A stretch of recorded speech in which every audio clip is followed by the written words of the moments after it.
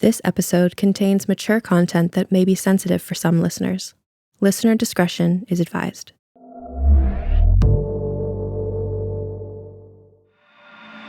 Realm presents Tales Beyond Time, Episode 8.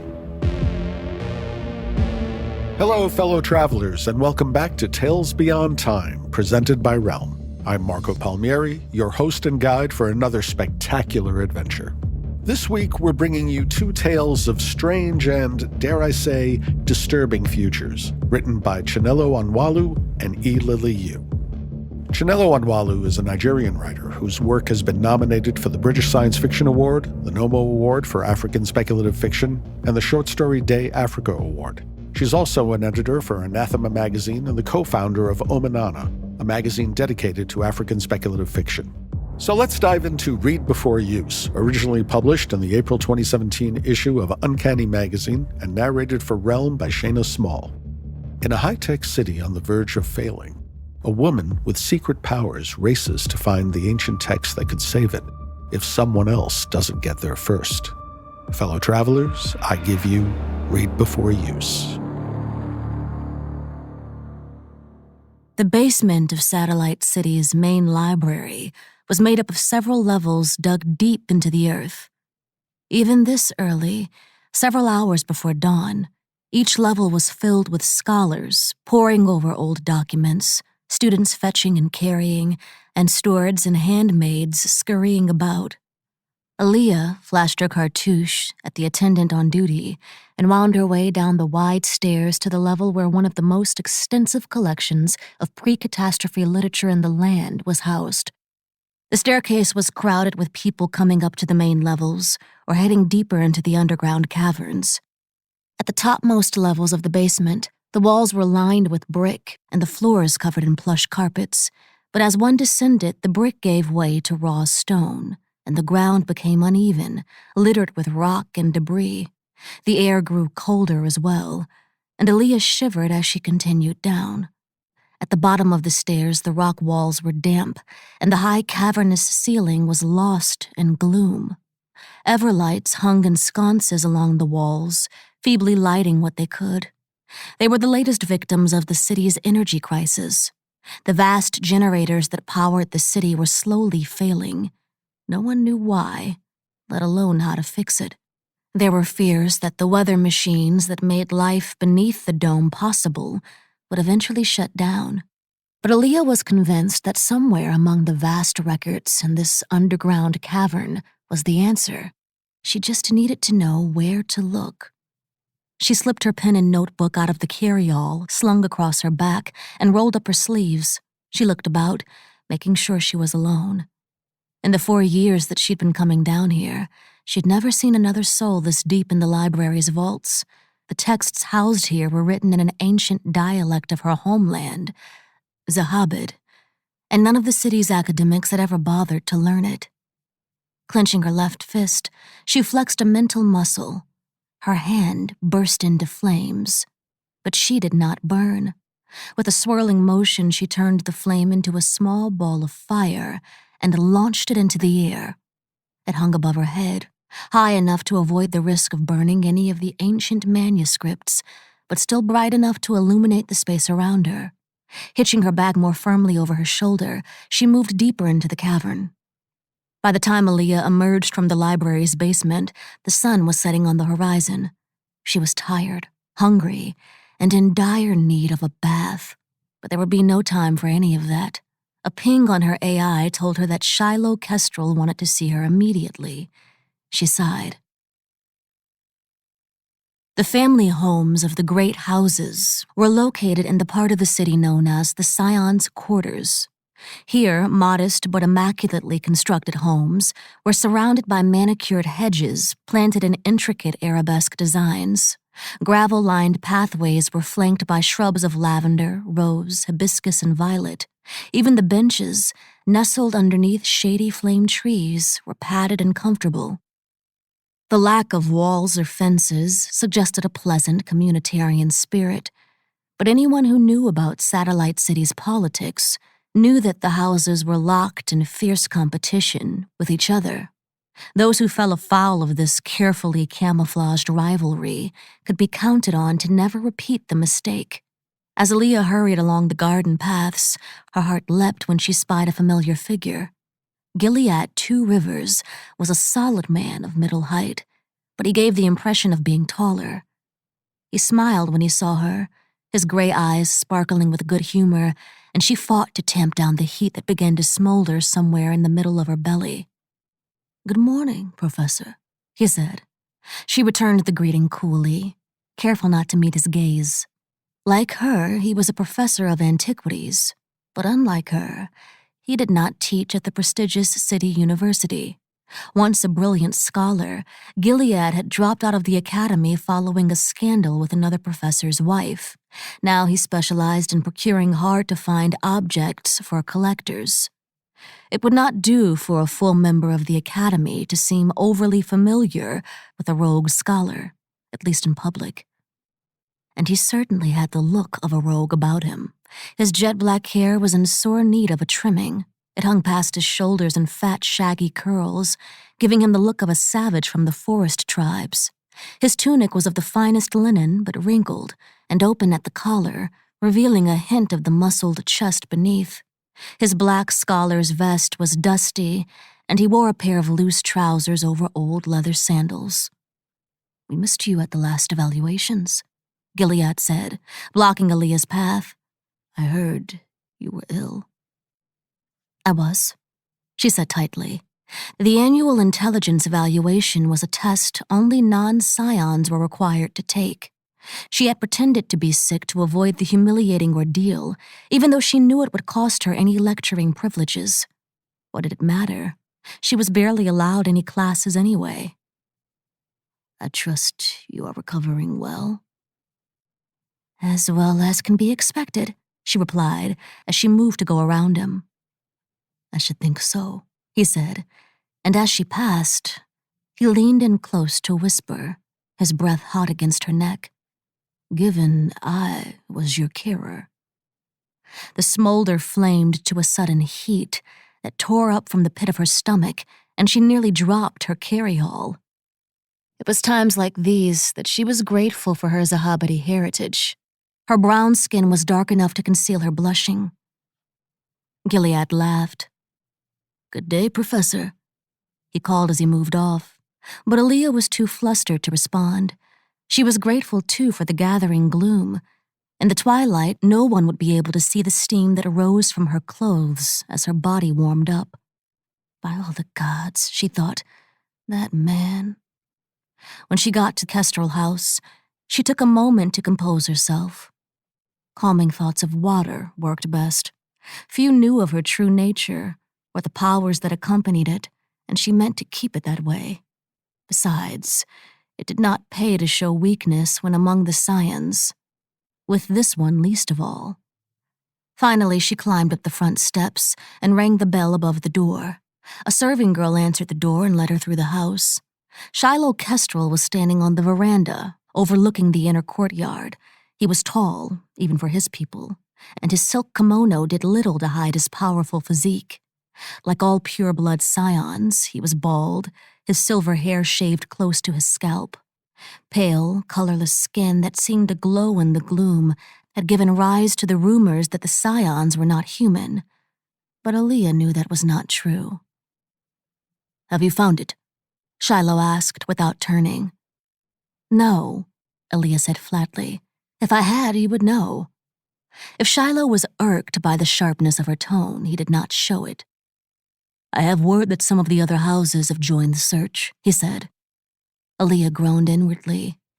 It was no secret that all the great houses were scrambling to find the city's next new source of power. "Perhaps if I still had my team," she began, but Shiloh silenced her with an imperious gesture. He turned and fixed her with a hard stare. "My mother may have had the wherewithal to indulge your academic fantasies, but I do not. The only reason I haven't cut off your funding and sent you back to your homeland is out of respect for her poor health, but my patience is wearing thin. If this book of yours truly does exist, you will need to find it soon." Aaliyah fought to contain her anger. In Zahabad, she had been the Ivory Tower's leading scholar in pre-catastrophe texts. It was why Shiloh's mother, Rama Kestrel, had personally recruited her to come to Satellite City. However, few in the city shared Rama's vision. Aaliyah still remembered the scowls of disapproval from the scribes at the university during her intelligence evaluation last year. Despite her credentials and consistently stellar performance on those tests, many of her colleagues were still unconvinced that a woman born outside the dome could be worthy enough for their ranks. If Aaliyah lost the support of House Kestrel, she would have to return home in disgrace.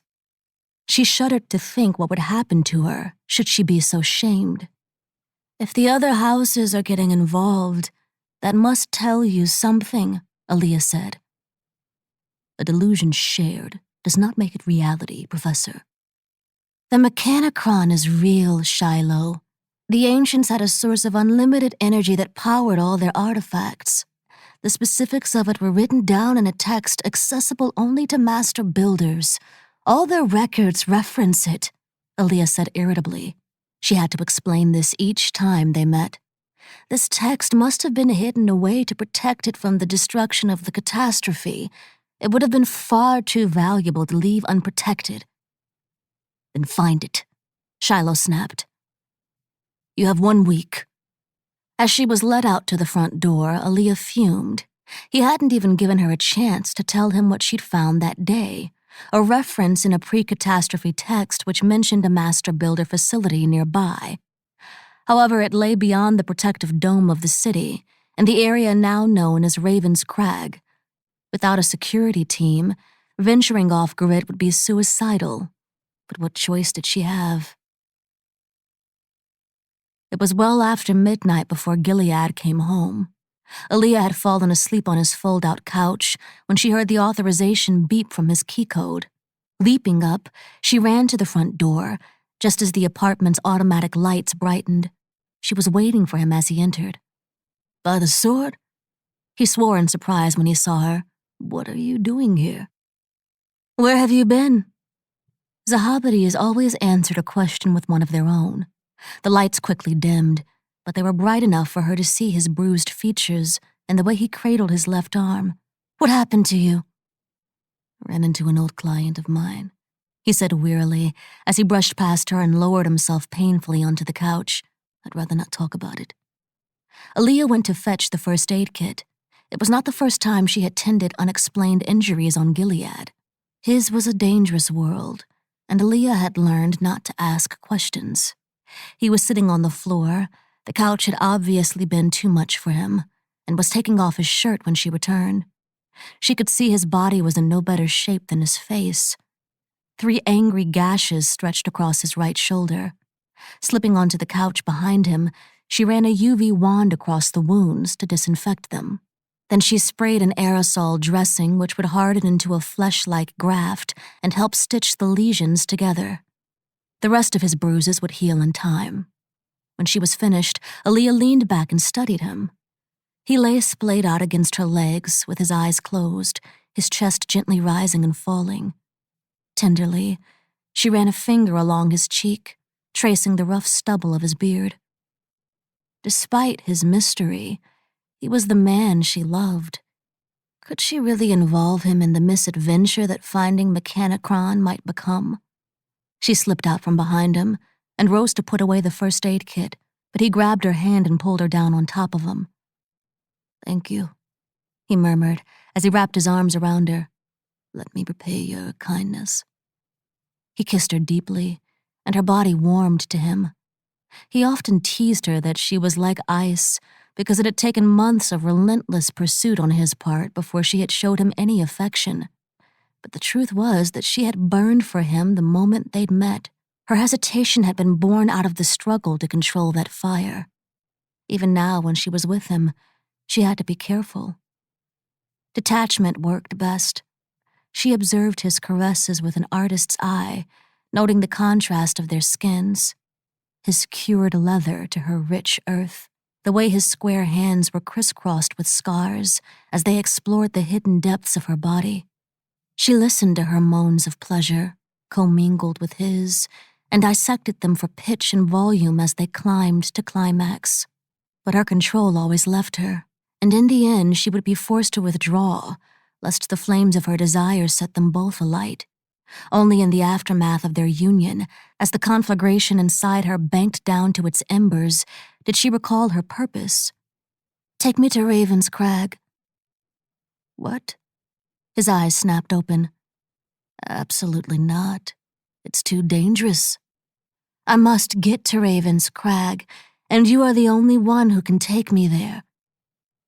"Why in the seven hells do you want to go there?" "I can't tell you that. Suffice it to say it's important." She squared her shoulders. "You will be well compensated," she added. "You have no money, unless the Academy is suddenly paying in more than sweet titles." But something on her face must have told him she was serious. He sighed and leaned back. "As you wish. Only pray that the gods lay us both a straight path." It had taken 2 days to arrange everything: false cartouches, travel supplies, and, most importantly, for Aaliyah to smuggle out the ancient text that had referenced Raven's Crag from the city library. It was a slim volume that had been slipped in between the covers of another tome, both of which were old, even before her people had settled in the land. If she was caught with it, she would likely be exiled on the spot, but it was their only clue to the location of the Mechanicron. Getting out of the city had been easier than she'd expected. A quick scan to make sure they had no contraband technology, and they'd been able to board a caravan going to one of the northern kingdoms. Everyone joked that leaving Satellite City was easy. It was getting back in that was the problem. "Where are we?" Aaliyah asked when they disembarked in a shallow valley several hours later. "Just east of the plains," he said. "Raven's Crag is about half a day away." She nodded at that. Half a day of walking would not be too taxing. It was still a few hours before dawn, and the air held a hint of frost. Out here in the world beyond the weather controllers, it would be winter soon. She could see the white wisp of the city's near-transparent dome on the horizon. She turned her back on it and walked on. "You seem very familiar with the wilderness for a scholar," she joked. "Do you sneak out of the city often?" "Often enough," he said, shrugging. "Not having any students gives one a lot of free time. And it helps not to have the Council of Scribes breathing down my neck." "Yes, they are good at that," Aaliyah trailed off. "Is that why you left the Academy?" "I'm sure you've heard the rumors." "I'd like to hear it from you." Gilead snorted at that. "If you must know, she wasn't married when we first met. We'd known each other since we were children, and we'd made a pledge that, should I become a full professor of the Academy, we would marry. I kept my word. But when we went before her family, they opposed our union. She was a daughter of a great house, and I, a nameless bastard of the forest tribes. She married another, and for my impertinence, I was stripped of my position." A silence hung heavy between them, and for a time all that could be heard was the crunch of their boots on the gravel. "That was a grave injustice," Aaliyah spoke finally. "What does it matter that your mother was not city-born? You gained a full professorship with one of the finest institutions in the land. You were more than their equal." "I don't need you to tell me that," he said roughly. He glanced back at her and blushed when he caught the look on her face. "But it does help to hear it once in a while," he added with a wink. Aaliyah laughed and looked up to the cloudless blue sky ahead of them. What she saw made her mind go blank. "What's that?" Aaliyah fought to keep the fear out of her voice. She'd never seen dragons in life, but she'd seen plenty of pictures of the mangled remains of their victims, eaten, it was said, while they still lived. A flock of them was cresting over the horizon. Gilead cursed softly. "Do you know how to use a bow?" Without waiting for her answer, he produced a crossbow and a quiver full of metal-tipped arrows from his large rucksack of supplies and thrust them into her hands. She notched an arrow into the dock and lifted the bow to her shoulder. Gilead squinted into the oncoming flock and suddenly looked ill. They were heading straight towards them. From the belt around his waist, he pulled out a hunting knife. Run. He sprinted toward the nearest range of boulders scattered across the valley floor. Aaliyah gripped the pommel of the crossbow and took off after him. Years of city jogging and a long, lithe frame allowed her to easily keep pace. She prayed to all the gods, old and new, that they'd make it to safe ground in time. They didn't. The air was suddenly filled with the sound of beating wings and the shrill cries of the creatures. From the sky above, an ink-black creature bore down on her, and she caught the gleam of a claw seconds before it gouged long furrows along her right shoulder. She threw herself onto her back, twisting her body away from it, and managed to point the crossbow up and fire. The bolt connected with a satisfying thud. The creature seemed in pain, a sound that was oddly human, before it veered away, leaving her sprawled in the dust. The contact hardly slowed the others, and they zipped past, skimming the air just above her. Finally, when the last of them fluttered over her, she sat up and looked around. She saw no sign of Gilead. "Gilead!" she called out, but all she heard was the chirping of strange birds in response. "Gilead!" she called again, fighting the rising sense of panic within her. If anything happened to him, she would never forgive herself. Before she could call again, she heard a groan behind her. She almost cried with relief when she saw him emerge from behind a boulder. "Are you all right?" she asked as he reached her. "Are you?" he asked. She nodded, not trusting herself to speak just yet. "Good," he said softly. Then she saw him catch sight of her right shoulder and frown. His eyes slid over the blood and torn cloth, and he turned away. The act stung her in a way she could not name. "Let's go," he said curtly, and he walked off. They got to Raven's Crag just as the sun began to dip in the sky. The crag was a single tower of red rock jutting high into the sky, like a finger accusing the gods. It was a monolith so vast it took a full hour to circle it. Unlike the surrounding hills, its sides were smooth as glass, broken only by a few ledges of rock that jutted out from its face. Local legend said that the crag had once been a home of the ancients, and that deep in its bowels, secrets from before the great catastrophe still lay. Aaliyah believed it was more than legend. On the way, they had fought off more wild creatures and had to flee a band of marauders. Racked with exhaustion, they fell into a tired heap at the crag's sandy base and stared up at the rock with the sun setting behind it. The air was cooling quickly, and Aaliyah could feel the chill seeping into her bones. Her wounded shoulder ached, and she clenched her jaw to keep from shivering. She willed her body to heat up, warming her. As usual, she had to be careful not to get hot enough to burn. "We need to build a fire," she said, when she felt strong enough to talk. Gilead nodded wearily. He hadn't quite recovered from his beating earlier that week, and she could see the walk had taken its toll on him. He was pale and shivering, his eyes like hollow bruises. He struggled to his feet and went to search for firewood. She reached into her robe to make sure the slim volume she'd smuggled out of the library was still strapped to her waist, and then took the opportunity to tend her injuries. She slipped her shirt off her wounded shoulder and shone a light on the long gashes. They looked oddly familiar.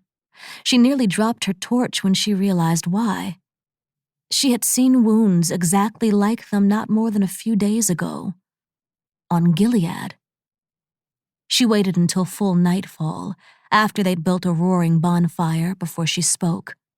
She had been carefully lighting the kindling, but she couldn't resist playing with the fire. As Gilead drowsed opposite her, she surreptitiously manipulated the flames into creatures that had only previously existed in her nightmares. "How long have you known about the Mechanicron?" she asked finally. It was not quite a question, and Gilead did not seem surprised to hear it. He sat up and stretched with a sigh. The warmth seemed to have strengthened him as his face had lost its pallid hue. "For the last year or so." "So who are you really working for?" "The House of Crow," he said simply, almost sadly. My mother was a warrior from the tribes of the forest Omin, and my father is Obed Crow. She nodded curtly, taking deep breaths to fight the shock. She'd been sleeping with the son of House Kestrel's foremost rival. Then why are you helping me? He shrugged. Because you are a brilliant scholar whom I can never hope to equal. And because unlike Shiloh Kestrel, I know you're right. Unbidden, she recalled the first time they'd met in the gardens of the Scion's quarters. She had just arrived in the city and had been so lost in the scenery that she hadn't seen him walking up the path. They had collided in that comic way only seen in stage plays. How he had smiled when he apologized. She felt a stab of pain that was almost physical, and she fought to keep her tears in check. She would not cry in front of him. She would not. So it was all a lie, she said flatly. Did you ever love me? She hated the note of pleading that had crept into her voice. He set his jaw stubbornly and looked off. He glanced back at her and let out a long breath. We are both pawns in this never-ending game between the houses, Aaliyah. He said softly. You of all people should know that. The next morning, they made their way into the crag. The entrance was a crumbling archway that could be easily missed if one did not know where to look. Beyond it was a flight of steps carved out of raw stone that climbed upwards into darkness. Clenching both her fists, she set her hands to a controlled burn and turned the flames into a massive ball of fire that hung above them. You're a fire starter, Gilead gasped. And you are a midnight man. His face darkened at that. How did you know? Oh, come on now. Did you think I wouldn't notice how good your eyesight is at night? Or how dim the lights in your quarters are? The genetically modified always know each other. Do you think this changes anything? Aaliyah shrugged. He was right. Revealing her powers had been a foolish move, but for some reason she had wanted him to know. She had wanted him to see her as she truly was. Perhaps there was a part of her that hoped it would make a difference. You're not the only one with secrets, she told him coldly. She moved into the tunnel, not caring if he followed or not. The steps continued relentlessly upwards, occasionally branching left or right, or dead-ending at a stone entrance. This far from the grid, they had to rely on their own knowledge of the language of the ancients to decipher the security technologies that guarded each entrance and work their way deeper into the facility. They found the chamber almost by accident, a right when they should have gone left, and there it was beyond an open doorway, a library. Inside the chamber, Aaliyah shrank the ball of flame to keep it from setting anything alight at the same time, brightening it until it shone like a small sun, as she did whenever she was in the basement of the city library. In the sharp light, they saw that the room was actually several levels of balconies, whose walls were lined with books. Each level was linked by a winding flight of stone steps at the center of the room, which led down into darkness. Aaliyah moved to the nearest shelf of books and read the titles printed on their spines. She was shocked to find she recognized the language they were written in. It had been one of the most popular dialects among the ancients, just before the catastrophe. She had been right. Raven's Crag was a master builder facility, and likely a repository of much of the ancients' knowledge. Further investigation revealed that the library's filing system was similar to what was still in use in Zahabit's ivory tower. The mechanotron itself was nestled in between other tomes discussing the philosophy of engineering. She felt an involuntary surge of joy as she cradled the book in her hands. At long last, it was real. It was heavy, its covers made of a wood-like material that had probably perished with the civilization that invented it. Gingerly, she opened it and began to read the first page, but she barely had time to turn the page before she felt the cold of a blade at her throat. Hand it over, Gilead whispered in her ear. She closed the book and passed it over her shoulder to him.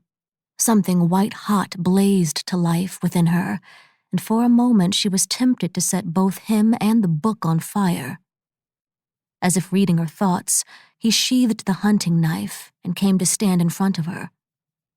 "By all the gods, I wish it hadn't come to this." He spoke with such sadness, she almost believed him. "You don't have to do this, Gilead. You said yourself we're just pawns. They don't care about us. We could leave the city and disappear. And where do you think we'll go, To my mother's hut among the forest tribes, or to the backwaters of your homeland? If I bring back the Mechanicron, I'll be granted a full reinstatement to the academy. My father might even recognize me as his rightful heir.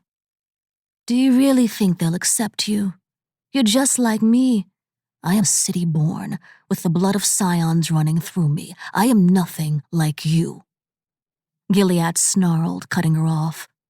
The savagery of his response took her aback, for in it she caught the same contempt she saw on the faces of scions whenever they thought she wasn't paying attention. It dawned on her that this was why Gilead had never spoken about his parentage. It wasn't an attempt at mystery, it was shame. For the first time, Aaliyah realized she was seeing the true man behind the smiles and the jokes. She felt as if a bucket of ice water had been dumped over her head, and all thoughts of fire fled from her. "No, you're right," she said. "You are nothing like me." With that, he hit her with the book. When she opened her eyes, she was outdoors, and the ground beneath her was hard and rocky. She looked up, and the sun was blazing with noonday strength. She had a headache, and touching the side of her head, she could feel the bruise that had formed when Gilead had knocked her unconscious. Gingerly, she got to her feet and studied her surroundings. She had to clap a hand to her mouth to keep from screaming. Just beyond her, no more than an arm's length away, the ground ended in a dizzying expanse of sky. She was standing on one of the granite slabs that had jutted out from the smooth sides of the vast rocky crag. Above her, the cliff continued straight up, its top lost somewhere in the clouds. She was gripped by a sudden feeling of vertigo, and for a moment she thought she might faint. Aaliyah backed away from the edge until she felt the cool touch of a stone entrance behind her and took several deep breaths till the feeling passed. Her mouth was still too dry, and she desperately needed to urinate. She turned and scanned the rock door behind her, but there were no buttons or pads, no way to open the door. She was on the wrong side of the entrance. Slumping against the rock, she slid to the ground in despair. Gilead Crow had lied to her, stolen her life's work, and abandoned her to die. He was gone. She was sure of it. She thought of the feel of his lips on hers and waited for the familiar heat to flare up in her. It did not. Instead, she felt cold, like something had died inside her, like she would never know warmth again. She wrapped her arms around her knees and heard the crinkle of paper. Reaching into her robe, she brought out the slim booklet that had led her out here in the first place. She hadn't told Gilead what she'd noticed in reading that first page of his book. She had made a mistake. The Mechanicron was actually 2 volumes, which described a single mechanism. The book Gilead had taken away only contained illustrations of the mechanism in various states of assembly. The slip of papers she held was the machine's instruction manual. She reflected on the few years she'd spent in Satellite City. Built by the last remnants of the ancients to protect themselves from the effects of the catastrophe, the city had become an oasis of technology in a world that still lived by sword and stone. But perhaps it was time for their machines to die.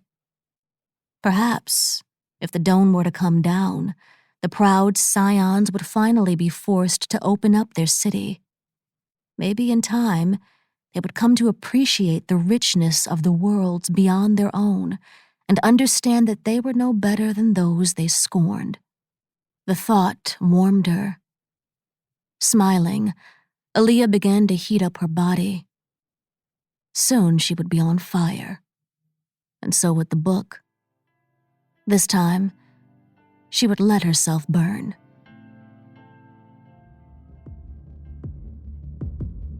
Does Chinelo know how to end a story or what? But brace yourselves, because our next entry may be short, but it packs a punch. Our second story is by acclaimed writer E. Lily Yu, who has won the Artist Trust LaSalle Storyteller Award and the Astounding Award for Best New Writer, and has been a finalist for just about every speculative fiction award out there. Local Stop on the Floating Train, originally published in Terraform in 2014 and narrated for Realm by Cristina Milizia, features a girl on a train gliding through a nuclear desert. I'm delighted to present Local Stop on the Floating Train. Under a citrus slice of moon, the white train wound silently through the night. The third car was almost empty, holding only a few commuters in silk ties and wingtips and coiffed socialites with well-ordered weekends. Conscious of her nose rings and clogs, Leela slipped into a seat at the end of a vacant row. For her birthday, Gwen had given her a ticket to a play in the city. Gwen had gone with her boy, who was fresh off 9 months on duty and nuts about her, splashing her with movies, merengue, piano bar dinners, unable to let 5 minutes pass without plastering his face against her shoulder and inhaling her skin. Seeing the two of them together, Leela was embarrassed, but also happy. And sometimes she wondered what it was like to be loved and spoiled like that. "It was a good play," her friend said. So good he hadn't grabbed her but once in the dark. There was rain in it, real rain tipped from the catwalks, and sword fighting, and kisses, and a son of a bitch who didn't know how good he had it. This was how the friend had described it, big-eyed and waving her glass-ringed hands. "You'll like it, you really will." Never having been to a play, Leela had tipped her head to one side and listened and smiled. That day she had left her shift early. She had swabbed down the tables with cheerful emphasis, then shut herself in the bathroom and put jade drops in her ears and a slick of purple on her mouth. It was 2 hours by floating train to the city, so she brought along a ratty paperback to pass the time. Every so often, the train stopped and ingested passengers. Without noticing it, she borrowed their faces for the characters in her book: the hero, the king, the witch with slender hands. Businessmen and college students settled around her. Soon there was only one open seat in the car, to her left. A man boarded the train, towing a small blonde boy behind him. "There's Mom, wave goodbye," he said, and the boy dutifully did so. With a low, soft sigh, the train slid into motion again. "How is she?" "We went to the hospital yesterday." "The hospital? She cut her thumb." How?" "I don't know. Making dinner." The man surveyed the car, then pointed his son to the empty seat and planted himself in front of Leela. His eyes went through her like a cold steel pin. She didn't look at him. Stares like that were 6 for $1 in the white neighborhood where she worked. She never knew what it was, exactly, whether her copper skin or long black braid or some inflection in her voice that was not sufficiently deferential. In the restaurant, she was quick, cold, and polite. On the street, she glared right back, making her eyes wide and frightening. But her legs were sore from standing all day, and she was looking forward to a nice evening. She turned to Paige. The hero had learned his mission: to steal from the enemy's stronghold an enchanted mirror that showed things as they truly were. Soon they were gliding through the nuclear desert. Outside the window ran miles of charred and desolate plains. Here and there, a faint, green flame flickered up from the ash. No one knew what the glimmerings meant. Some said they marked the encampments of those who lived in the desert, irradiated and melted into grotesque shapes with too many hands and eyes and tongues. Some said they were the signal fires of extraterrestrials, lured to Earth by its patchwork of radioactive wastelands. No one knew exactly because no one had ever gone into the nuclear desert and returned.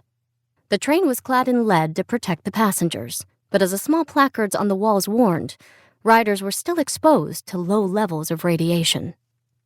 The man still stared at Leela, his arms crossed on his chest. There were no more stops before the city, so he did not have to balance against the overhead rail. He coughed. Her absorption in her book deepened. The little boy was glancing back and forth between his father and the girl. A blue-hatted conductor came through the car for tickets, whistling tunelessly. His scanner flared red and cheeped over each ticket. Twit, twit, twit. He was the only black man in the car. He said to the standing man, "There's empty seats 2 cars down, sir." "I prefer to stand," he said, frowning at Leela. She did not look up, but her spine acquired a greater degree of rigidity. Captured and shackled, the hero pleaded for his life. But she was finding it difficult to listen to him, to drop down from the bright white train into the high hall with its tapestried walls and rushy flags. She found herself reading the same paragraph over and over. The conductor shrugged, zapped their tickets, and moved on. The train dragged a long plume of ash behind it as it went. The moon rose slightly in the sky, then began to descend. The pressure of the angry eyes upon her had scattered the words on the page. They milled like ants and rearranged themselves. Finally, the girl folded her book over a finger and said to the man, "What do you want?" He opened and shut his mouth. "You've been glaring at me for an hour. Why?" "You should have given me your seat," the man said.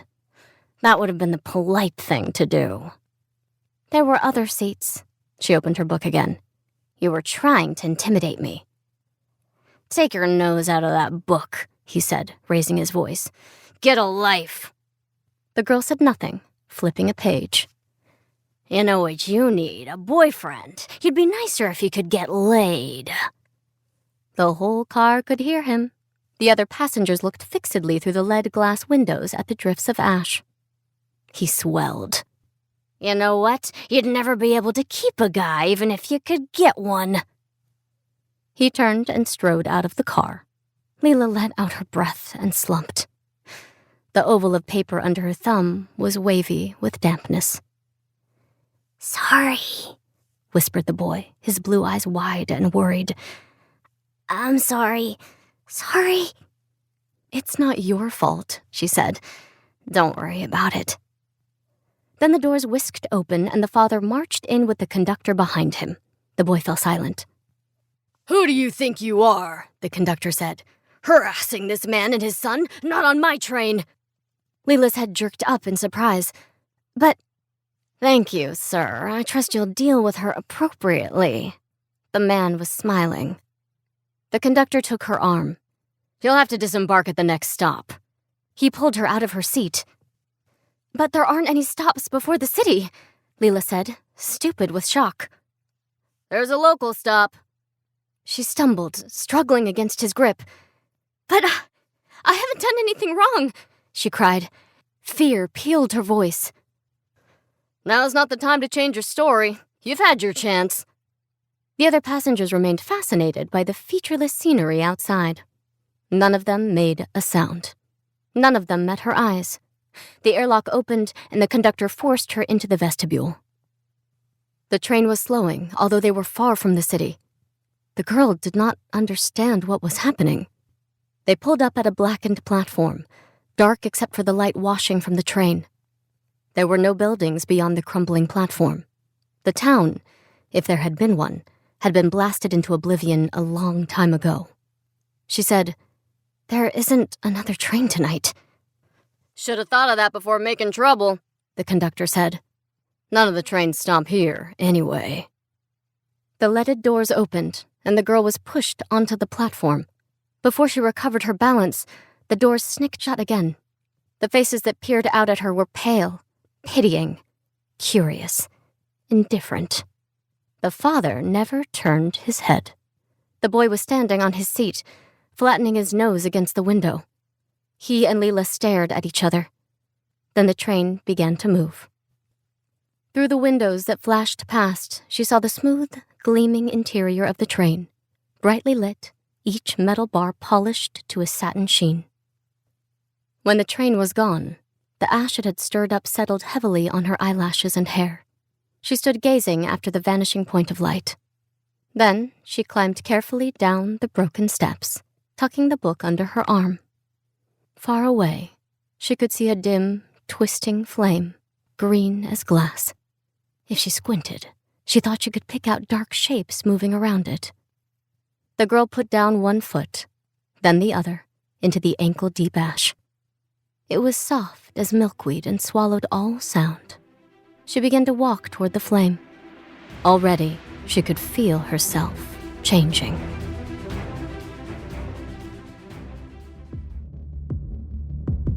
That story always gives me chills. In the mood for more sci-fi? Check out Machina. Two rival tech companies compete for the chance to bring AI to Mars, complete with workplace romance, corporate espionage, and yes, a robotic dog.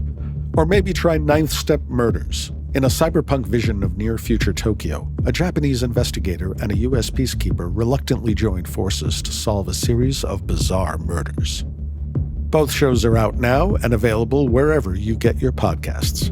So until next time, whatever dimension you're in, safe travels. You're listening to Tales Beyond Time, created and produced by Realm, your portal to another world. Listen away.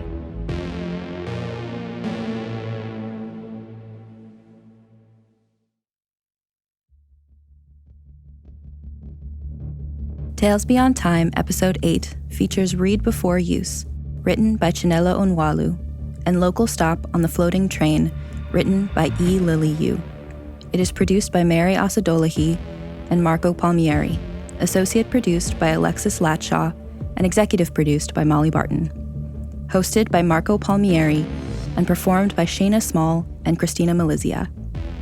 Audio produced by TiDef Studios. Additional editing by Nicholas Papaleo. Cover art by Kendall Thomas.